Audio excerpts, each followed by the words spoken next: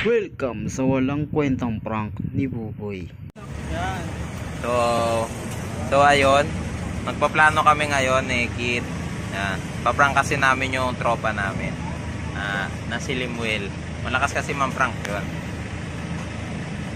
Paprank namin siya na hindi kami natanggap. Nag-apply kasi kami. Oo. Kasapaking din eh.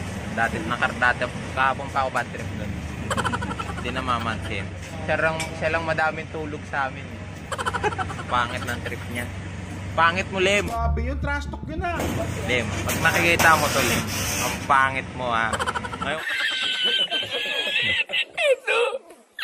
Ngayon ka magagalit sa akin. At oras na para simulan ang walang kwentang prank ni Buboy. Tanggap ka? Ha? Tanggap ka? Tanggap ka pala eh. Mag-orientation. Tingnan mo, ang tapang mo ah. Hindi kami natanggap, tol. Ha? Tanggap bago. Gago, hindi nga kami natanggap. Ano sabi sa'yo? Sabi sa akin ano eh. Tinanong lang yung ano, active ba yan? Sabi ko, opo. Sige, ano yung ka na lang.